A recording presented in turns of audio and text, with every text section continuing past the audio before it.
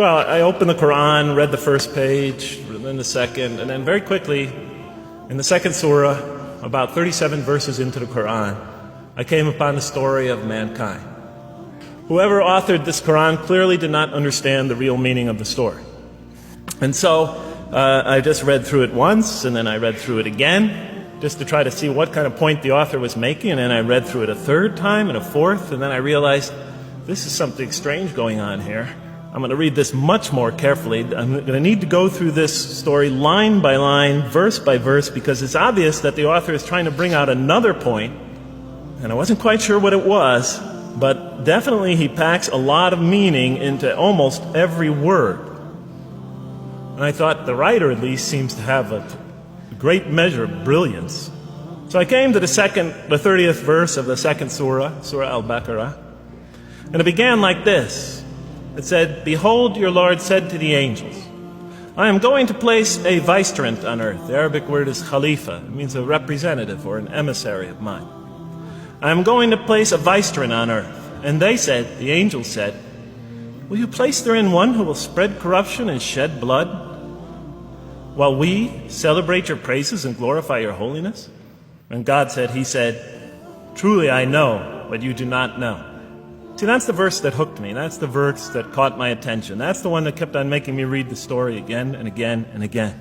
Because listen to the way it begins. "Behold, your Lord said to the angels, I am going to place a representative of mine on earth, a vicegerent of mine, an emissary, one who acts on my behalf." I thought, that's not the way it goes. You're not supposed to be placing man on the earth in some positive role, some elective office. You place man on earth as a punishment for his sin.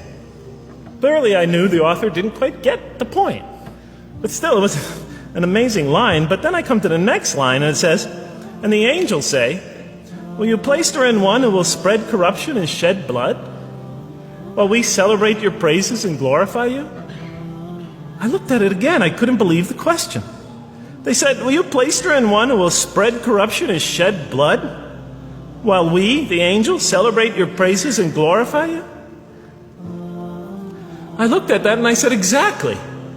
That would be my question. Why would you create this being, supposedly for some positive role, when he's capable of doing tremendous wrongdoing? When he could spread corruption and shed much blood? Why would you create this violent and pernicious creature when you could create angels? As the angels clearly say, well, we, the angels, celebrate your praises and glorify you. They're asking one of the most fundamental questions in the entire history of religion. Why create you, man, this utterly fallible creature, this creature who could rebel against God's will, who could do such tremendous wrongdoing, who could wreak havoc like no other creature on earth, when you can make them angels? I looked at that question and said, that's my question. I'm not even a single verse into the story of mankind, and there before me I see my question. That whole question, everything that I ever thought, everything that I ever experienced, everything that I ever knew was in that question.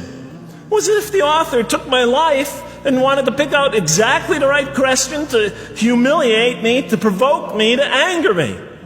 Why create man, this most destructive and violent creature, when you could make them angels? And then look at the answer. And he said, God said, "Truly I know what you do not know." You know, in modern parlance, we would say, I know exactly what I'm doing. I read that and said, what? You know what you do not know? You know exactly what you're doing? Well, please inform me. Tell me what you're doing. Because, I'm 28 years old and I haven't figured out it yet. And I have a lot of issues that I'm still dealing with that's connected to this question. You can't just get off that easy. You can't just tell me you know exactly what you're doing. Not after what I've been through. Not after you made me this way. And then I realized, of course, I was arguing with a God I didn't even believe in. So we turn to the next verse. Well, it turns out that the Quran just doesn't dismiss the question. It starts to answer it a little bit.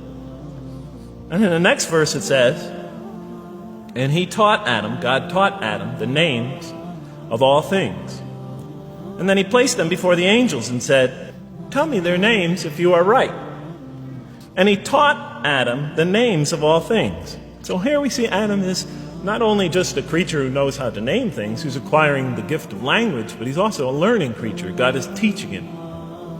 And right here, right in this verse, and it'll come even clearer in the subsequent verses, that the very first thing that the Quran is going to emphasize here is man's intellect.